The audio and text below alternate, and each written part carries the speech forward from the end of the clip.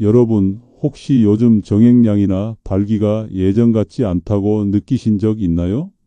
나이 들면 당연히 그런 거지 그렇게 생각하셨나요?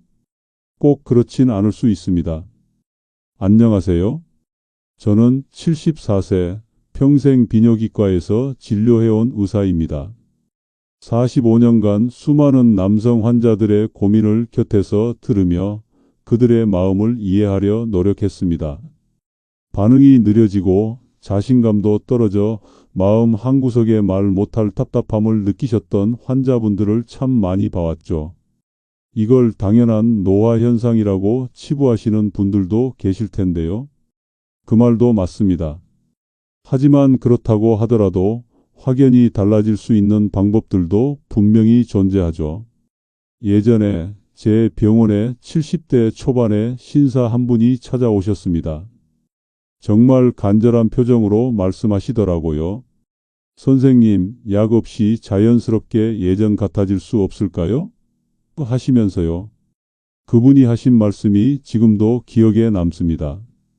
몸에 좋다던 건 다 해봤는데, 영양제도 먹어보고 운동도 시작했는데, 왜 저는 별로 달라진 게 없는 건지 모르겠어요. 정말 애절한 목소리였어요. 검사 결과표를 보는 순간 저는 그분에게 혈관 이야기를 먼저 꺼냈습니다. 왜냐하면 많은 분들이 놓치는 핵심이 바로 거기에 있기 때문이거든요. 이 사례 결코 남의 얘기가 아닙니다. 우리 일상 속 작은 습관에서부터 이런 변화가 시작되거든요. 지금 여러분의 생활 패턴 속에서 말이에요. 정액은 대부분이 물이고 남성 기능은 하체 혈관 순환과 밀접한 연관이 있다는 연구 보고들이 많습니다. 60대 이상 남성의 상당수가 순환 관련 어려움을 경험한다는 데이터도 있고요. 그냥 나이 탓이라며 넘기면 자신감은 더 깎이고 부부 관계도 점점 멀어지기 쉽습니다. 하지만 반대로 정확한 원리를 알고 접근하면 생활 습관만으로도 충분히 개선의 여지가 생깁니다. 오늘 제가 말씀드릴 건 비아그라 대신 할 수 있는 이것의 정체와 집에서 쉽게 실천할 수 있는 핵심 루틴 4가지입니다. 정말 간단하지만 효과적인 방법들이에요.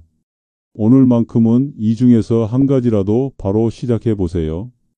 일주일만 꾸준히 해보셔도 분명히 차이를 느끼실 거예요. 오늘 이야기가 도움이 되실 것 같다면 구독과 좋아요 하시고 앞으로도 제가 전해드리는 무료 건강정보 받아보세요. 그리고 오늘 말씀드리는 것 중 가장 실천하기 어려울 것 같은 습관 하나만 댓글에 적어주세요.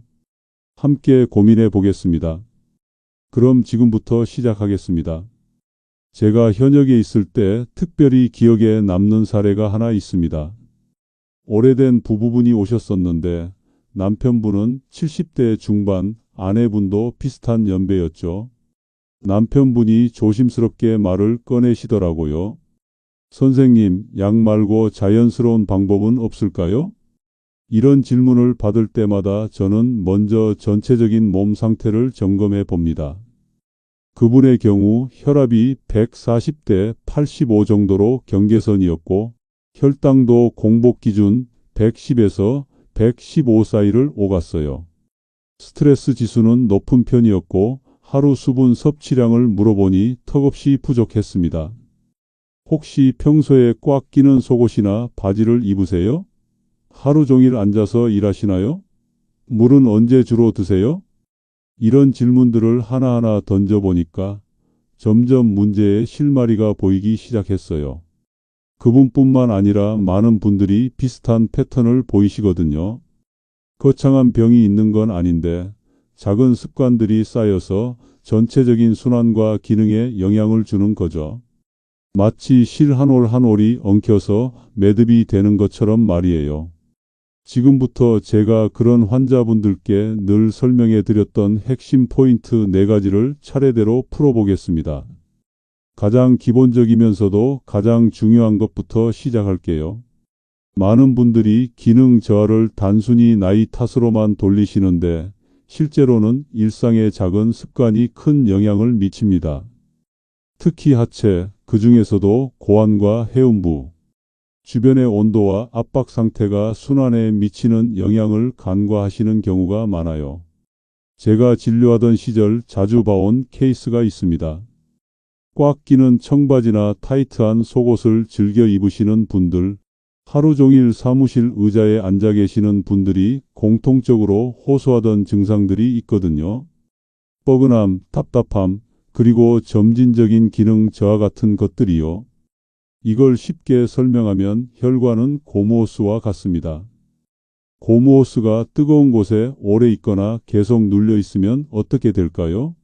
탄력이 떨어지고 물의 흐름도 둔해지죠. 우리 몸의 혈관도 마찬가지예요. 그래서 제가 환자분들께 가장 먼저 권했던 것이 바로 이런 것들입니다.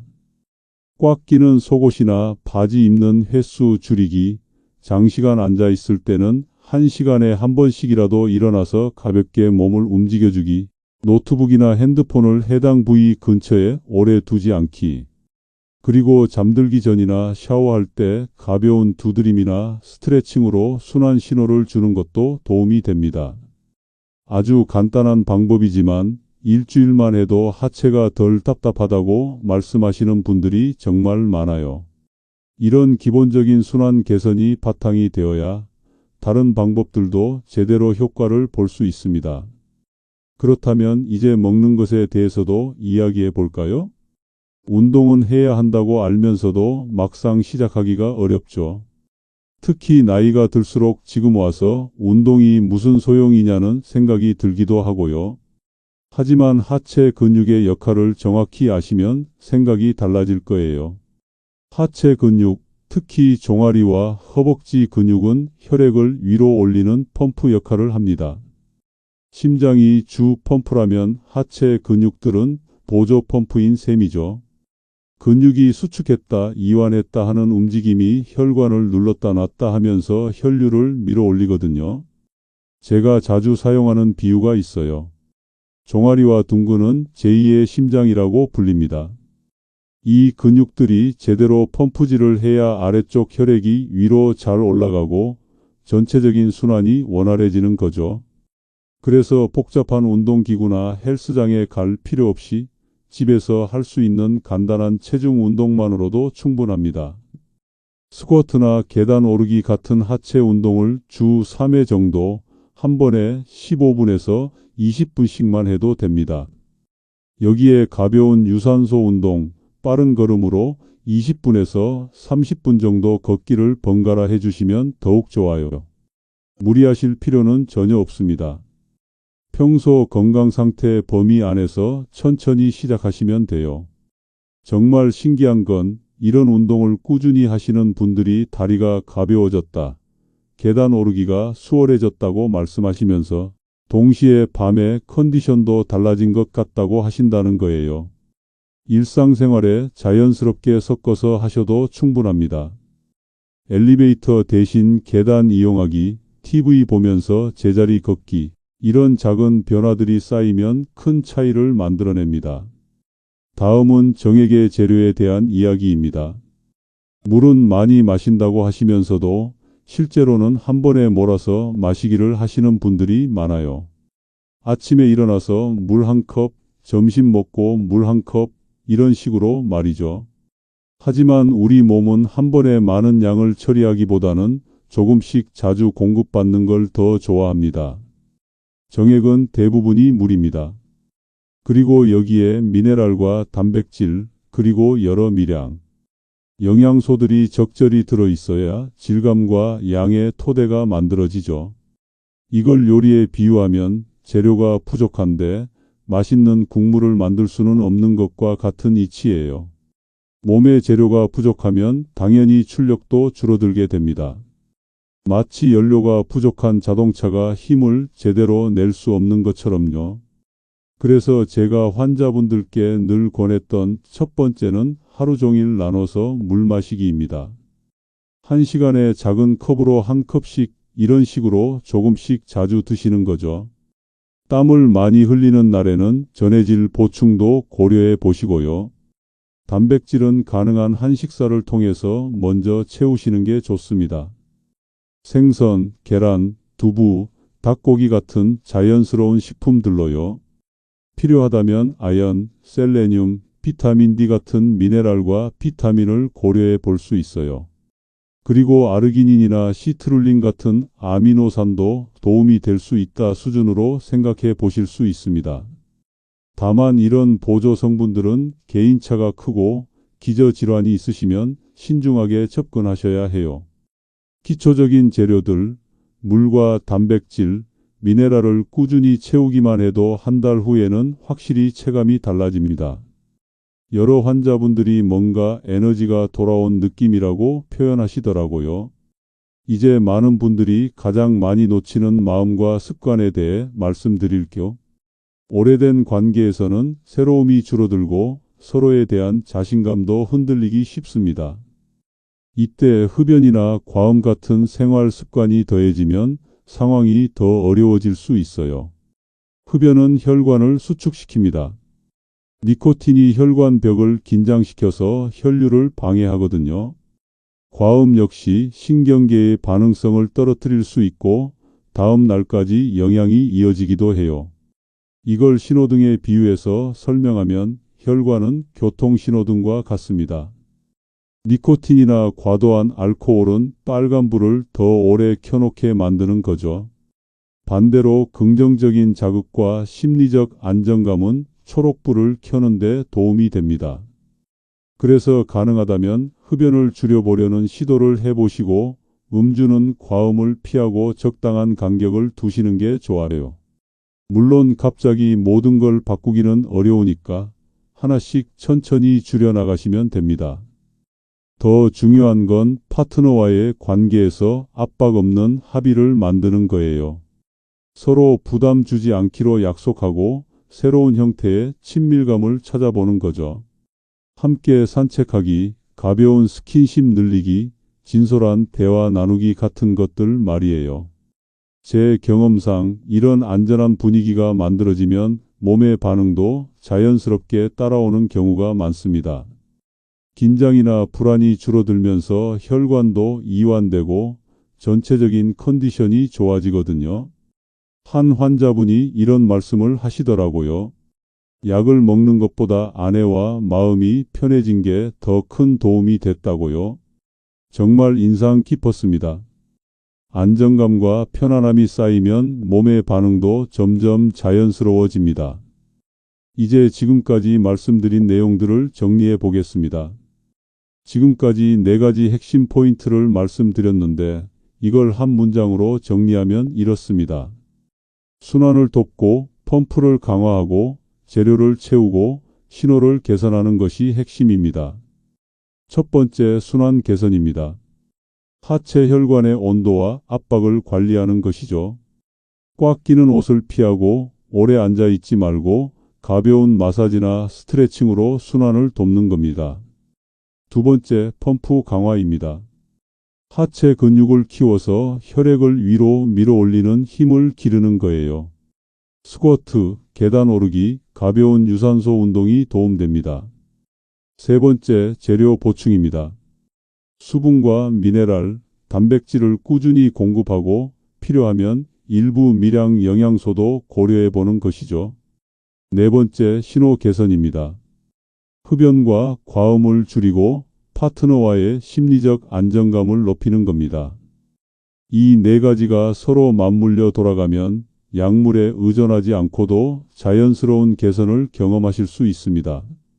물론 개인차는 있지만 대부분의 경우 2주에서 한 달 사이에 변화를 느끼기 시작하세요. 실천이 어려우신 분들을 위해 간단한 치환 방법을 알려드릴게요. 기존 습관을 아예 없애려 하지 마시고 더 좋은 습관으로 바꿔보는 거죠. 꽉 끼는 복장 대신 여유 있고 통풍이 잘 되는 옷을 선택해 보세요. 특히 집에 있을 때만이라도 편안한 옷으로 갈아입으시는 거예요. 장시간 앉아있는 습관 대신 30분에서 1시간에 한 번씩 일어나서 걷기나 가벼운 스트레칭을 해보세요.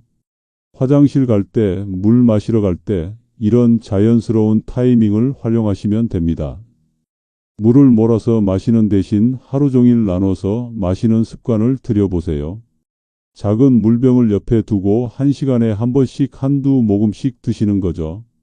과음이나 흡연 대신 절제하고 간격을 두는 연습을 해보세요. 갑자기 끊기는 어려우니까 양을 조금씩 줄이거나 횟수를 늘려가면서 말이에요. 압박감 있는 대화 대신 편안하고 안심되는 대화를 늘려보세요. 어떻게 된 거야? 라는 질문 대신 괜찮다, 천천히 해라는 말을 더 자주 하시는 거예요.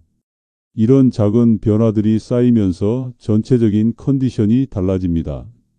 한 번에 모든 걸 바꾸려 하지 마시고 하나씩 차근차근 시도해 보세요.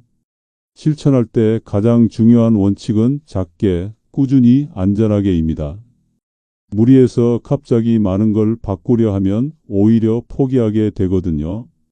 현재 몸 상태 범위 안에서 천천히 올려가시는 게 중요해요. 기초적인 3가지 수분과 단백질, 미네랄부터 먼저 챙기세요. 보조적인 성분들은 추가 옵션으로만 생각하시고 기본이 잡힌 다음에 고려해 보시면 됩니다. 운동도 마찬가지예요. 갑자기 강도 높은 운동을 시작하기보다는 일상생활에서 활동량을 조금씩 늘려가는 것부터 시작하세요. 계단 이용하기, 한 정거장 먼저 내려서 걷기, 이런 작은 변화들이 좋습니다. 특히 고혈압, 당뇨, 심장질환 등의 기저질환이 있으시거나 현재 복용하고 계신 약물이 있으시면 생활 습관 변경 전에 담당 의사와 상의해 보시는 게 안전합니다. 그리고 보조 영양제나 특별한 식품을 시작하기 전에는 항상 전문의와 상담을 받아보시기 바랍니다. 개인의 건강 상태와 나이에 따라 적합성이 달라질 수 있거든요. 오늘 이야기를 한 줄로 압축하면 이렇습니다. 혈관을 편안하게 해주면 자신감도 함께 돌아옵니다. 나이가 들었다고 해서 모든 걸 포기할 필요는 없어요. 70대, 80대에도 건강한 관계를 유지하시는 분들이 많거든요. 그분들의 공통점은 바로 꾸준한 관리와 긍정적인 마음가짐이었습니다. 병원에서 45년 동안 환자분들을 만나면서 느낀 건 작은 변화가 만드는 큰 차이였어요. 거창한 치료나 값비싼 약물보다도 매일매일의 작은 실천이 더 큰 변화를 가져오더라고요. 여러분도 충분히 하실 수 있습니다. 오늘 당장 한 가지만 시작해 보세요. 물을 조금 더 자주 마시거나 꽉 끼는 옷을 편한 옷으로 바꾸거나 1시간에 한 번 일어나서 움직이거나 이런 작은 것부터 말이에요. 여러분이 가장 어렵다고 느끼는 한 가지는 무엇이었나요? 댓글에 남겨주세요. 함께 고민하고 응원하겠습니다. 구독과 알림 설정해 주시면 다음 편에서는 실전 루틴 하루 계획표를 더 자세히 다뤄보겠습니다. 오늘도 건강하세요.